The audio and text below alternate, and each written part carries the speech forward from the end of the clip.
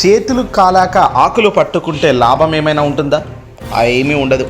ఇప్పుడు చంద్రబాబు పవన్ కళ్యాణ్ పొత్తులో భాగంగా కొన్ని నిజాలు వెలుగులోకి వస్తుండడంతో అవాక్ కాక తప్పదు.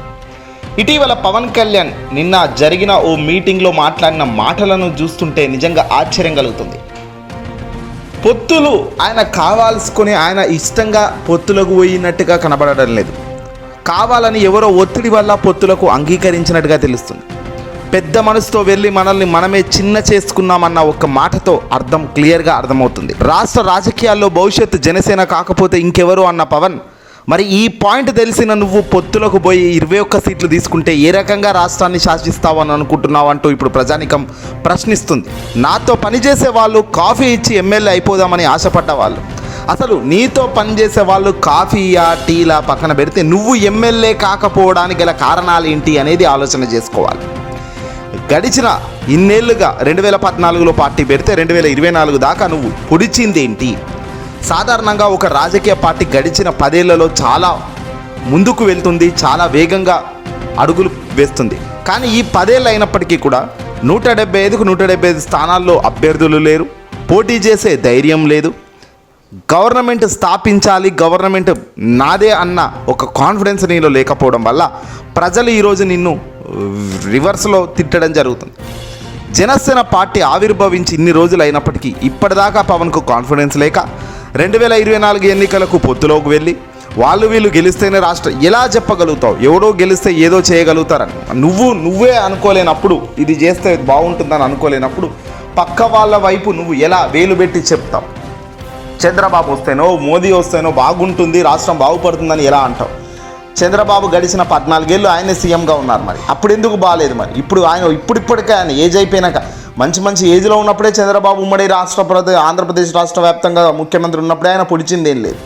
ఆయన పేరు చెప్తే ఒక పథకం కానీ, ఒక క్రెడిబిలిటీ ఉన్న ఒక పేరు కానీ ఏది కూడా ప్రజానికం ముందు కనిపించడం లేదు. తెలుగుదేశం పార్టీ వాళ్ళే చెప్పడం లేదు కదా. మరి ఇప్పుడు ఏజ్లో ఉన్నప్పుడే చంద్రబాబు నా 14 ఏళ్ళు సీఎంగా ఉన్నప్పుడే ఏం చేసిండో చెప్పలేని స్థాయిలో వాళ్ళు. ఇప్పుడు 2024లో ఆయన గెలిస్తే, అది కూడా ఈ వయసు పైబడిన తర్వాత ఇప్పుడు ఆయన ఏం చేయబోతాడు? ఇవి పవన్ అసలు క్లారిటీ లేని అంశాలు. పొత్తులు లేదు, జిత్తులు లేదు, కేవలం ప్యాకేజీకే కొమ్ము కాసావు, ప్యాకేజీకే తల వంచావని కొందరు విమర్శిస్తుంటే పవన్కు వాస్తవానికి తలకాయ లేదని, ఎందుకు రాజకీయాల్లో ఉన్నాడో ఏందెందో మాట్లాడతాడు, ఏందెందో చెగువేరా అంటాడు, ఓసారి ఇంకో వ్యక్తి అంటాడు, రాసుకొచ్చిన స్క్రిప్ట్ బ్రహ్మాండంగా విడుదల చేస్తాడు. కానీ తన ఆలోచన ఏంటి? ప్రజలలో దగ్గరకు కావాలి అంటే ఏంటి? రాష్ట్ర వ్యాప్తంగా నేను ఆలోచించాను, నియోజకవర్గం ఆలోచించలే అంటున్నావు. దీన్ని బట్టే నువ్వెంత తెలివి తక్కువ దద్దమ్మనో ఇక్కడే అర్థమవుతుంది అంటున్నారు చాలామంది. ఒక రాష్ట్రానికి ముఖ్యమంత్రి కావాలి అంటే అసలు రాష్ట్రం మొత్తం క్రేజ్ ఉండడం కాదు, మొదట ఒక నియోజకవర్గం మొత్తం మనం క్లీన్ స్వీప్ చేసే దిశగా మన అడుగులు ఉండాలి. ఇప్పటిదాకా పవన్ కళ్యాణ్కి ఒక పర్ఫెక్ట్ నియోజకవర్గం లేదు. ఈ నియోజకవర్గంలో పవన్ నిలబడితే డ్యామ్ షూర్గా గెలుస్తాడన్నట్టుగా తయారు చేసుకోలేకపోయాడు.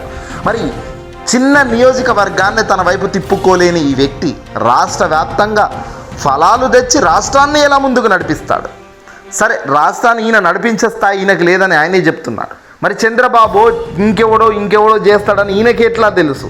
ఈయనకి ఎట్లా అవగాహన ఉంది? ఈయన పార్టీ గెలిపించుకునేకే ఆయనకు అవగాహన లేదు. 10 ఏళ్ల నుంచి ఎమ్మెల్యేగా గెలవలేదు. ఇప్పటికి కూడా ఆయన ఇంకో స్థాయిలో నిలబడేందుకు ధైర్యం లేక ఓ రోజు ఎంపీ అంటాడు, ఓ రోజు పిఠాపురం అంటాడు. ఇప్పటికీ ఇంకొక 20 రోజులైతే ఎన్నికలు వచ్చేస్తున్నాయి. షెడ్యూల్ రేపో మాపో ఈరోజు షెడ్యూల్ కూడా ఎన్నికల షెడ్యూల్ విడుదల అవుతుంది. మరి ఇన్ని జరుగుతున్న నేపథ్యంలో ఇప్పటికీ పవన్ కళ్యాణ్కు ఆ విషయాల్లోనే అసలు క్లారిటీ లేనప్పుడు ఇంకే మాదిరి పవన్కు ఈ అన్ని విషయాల్లో క్లారిటీ ఉంటుందని జన సైనికులు అంటున్నారు. నిన్నటి చెప్పిన మీటింగ్లో పవన్ డైలాగ్ చెప్పడం, వీళ్ళు ఒర్రడం, ఇలా ఒర్రే పవన్ కళ్యాణ్ని ఇది దాకా తీసుకొచ్చారు. ఇలా ఎంకరేజ్ చేస్తే నాశనం చేస్తున్నారు జన సైనికులు. ప్రశ్నించాలి, ఎక్కడికక్కడ నిలదీయాలి. ఇది తప్పు అని చెప్తేనే పవన్కు తెలుస్తుంది. ఎందుకంటే పవన్ చాలా తెలివైన వ్యక్తి అని అందరూ అనుకుంటున్నారు. కానీ పవన్ ఎంతటి స్థాయిలో స్టూప్ లెవెల్లో ఉన్నాడు అనేది మొన్న ఆయన చెప్పిన మాటలు ఒక్కసారి బేరేజ్ వేసుకుంటే అర్థమవుతుంది. ఒకటేంటంటే, నేను నియోజకవర్గం మొత్తం చూసాను. నాకు ఎమ్మెల్యేగా అసలు ఒక నియోజకవర్గం అనేది తెలియదు. నాకు రాష్ట్ర వ్యాప్తంగా, నాకు దేశం ముఖ్యం, నాకు ప్రపంచం ముఖ్యం. ఈ చెత్త డైలాగులు తప్ప మరొకటి రావు పవన్. ఫస్ట్ నియోజకవర్గం సెట్ చేసుకోండి ఇడియట్. ఫస్ట్ నియోజకవర్గం నీ వైపు తిప్పుకోండి. ఆ నియోజకవర్గం ప్రజలు జై కోరుతున్నప్పుడు దాన్ని ఇంప్లిమెంట్ చేస్తూ రాష్ట్ర వ్యాప్తంగా నువ్వు పెంచుకోవాలి. కానీ అసలు నీకు నియోజకవర్గం లేదు, ఎమ్మెల్యేగా ఆశ లేదు, ఎంపీగా పోటీ లేదు, ఎక్కడ నిలబడతావో తెలియదు, ఎందుకు నిలబడతావో తెలియదు, ఏ నియోజకవర్గానికి పోయినా వద్దు అంటున్నారు ప్రజలు. ఇక నువ్వు ఎంతకాలం 10 ఏళ్ల నుంచి నువ్వు ఏం చేస్తావు, ఏం పీకావు ఆలోచన చేయాలి ప్రజలారా. ఇలాంటి వ్యక్తులకు మనం గనక అవకాశం ఇస్తే మనం నెత్తిన పెద్ద రాయి పెట్టి గట్టిగా కొట్టుకున్నట్టే అవుతుంది తప్ప మరొకటి కాదు.